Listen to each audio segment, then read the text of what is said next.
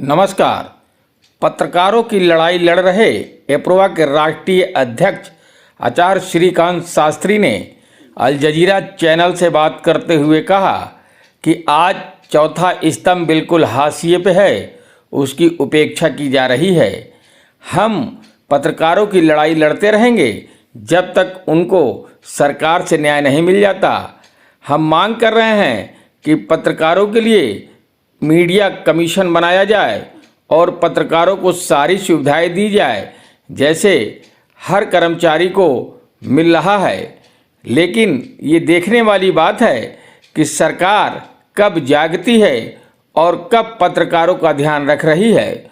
उन्होंने कहा कि जहां तक हो सकता है अब समय आ गया है कि पत्रकारों को, चाहे प्रिंट मीडिया हो, इलेक्ट्रॉनिक मीडिया हो या पोर्टल हो, सबको मिलकर एक साथ चलना चाहिए और भेदभाव मिटाते हुए पत्रकारों की लड़ाई लड़नी चाहिए। वहीं आचार्य श्रीकांत शास्त्री ने कहा कि पत्रकारों को चौथा स्तंभ कहा जाता है, लेकिन पत्रकारों को कोई सुविधा नहीं मिल पा रही है सरकार से। इस पे क्या कहना चाहते हैं आप? सबसे पहले आपको, आपके चैनल को बहुत बहुत शुभकामनाएं, हार्दिक बधाई देता हूं। पत्रकारों के विभिन्न मामलों में जिस प्रकार से पिछली सरकारों से अभी तक अनदेखी करती चली आ रही है, ये बहुत ही खेद का विषय है। और जिस तरह से पत्रकारों को चौथा स्तंभ कहा जाता है, लेकिन वास्तविक रूप से चौथा स्तंभ में कहीं लिखा पढ़ी में नहीं है। तो हम तमाम तरह से ये लिखा पढ़ी भी कर रहे हैं, सरकार से मांग कर रहे हैं, पत्र के माध्यम से, सोशल मीडिया के माध्यम से और तमाम प्लेटफार्मों के माध्यम से सरकार से कह रहे हैं कि भाई जिस तरह से तमाम सीडीएस को, तीनों सेना को एक करके सीडीएस बना दिया गया है, उसी तरह से प्रेस काउंसिल ऑफ इंडिया की जगह मीडिया काउंसिल बनाया जाए। तमाम अभी तो वर्तमान में एक एप्रोवा परिवार से तमाम कोरोना काल में पत्रकारों के लिए मांग जो किया गया था, इसमें कल माननीय मुख्यमंत्री उत्तर प्रदेश जी द्वारा जो कोरोना के बची धनराशि थी, कल उनके द्वारा दिया गया। इसके लिए उत्तर प्रदेश सरकार के मुख्यमंत्री को बधाई देता हूं, हार्दिक शुभकामनाएं देता हूं।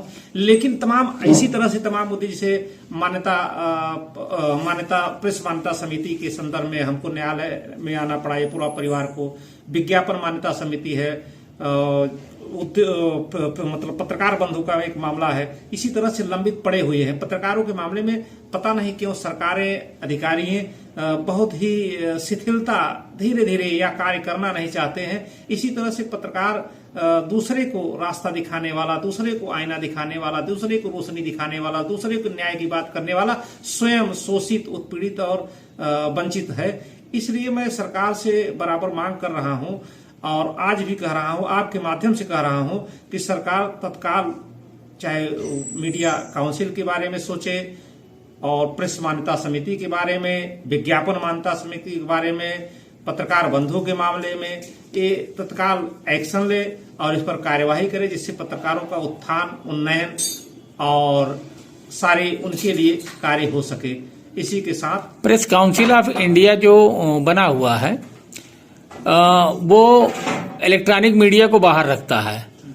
कई बार उनसे पूछा भी गया, आरटीआई में भी crime prevention council of India ने आरटीआई मारा था, जिसपे उन्होंने अपनी असमर्थता जाहिर कर दी थी कि हमें इसके बारे में कोई जानकारी नहीं है। नहीं, इसीलिए तो मैं बता रहा कि प्रेस काउंसिल ऑफ इंडिया की जगह मीडिया काउंसिल जब बनाया जाएगा तो सब पत्रकार बताए ना, सीडीएस, जिस तरह से सीडीएस बनाया गया तीनों सेना को एक करके, उसी तरह से यदि प्रेस काउंसिल की जगह मीडिया काउंसिल बना दिया जाएगा तो सब पत्रकार, चाहे वो इलेक्ट्रॉनिक हो चाहे प्रिंट हो, सबके लिए ये काम मीडिया काउंसिल करने लगेगा। लेकिन इसमें भी तो है ना, जो प्रेस काउंसिल उन्होंने बनाया, प्रेस का मतलब तो ऑल इन वन, लेकिन ये भेदभावना क्यों करते हैं? अब चूंकि अब उनके लिए प्रिंट मीडिया के संदर्भ में ऐसा है, गाइडलाइंस इसलिए प्रिंट मीडिया के लिए कर रहे हैं, वैसे सरकार इस पर सजग है। हम उनसे मांग कर रहे हैं और सरकार इस पर कार्यवाही करेगी। इसके लिए पत्रकार एकजुट हो रहे हैं और सरकार भी, ये कोई नाजायज मांग नहीं, सरकार इस पर कार्य करेगी। इसी के साथ मैं एप्रोवा अध्यक्ष आचार्य श्रीकांत शास्त्री, प्रयागराज से।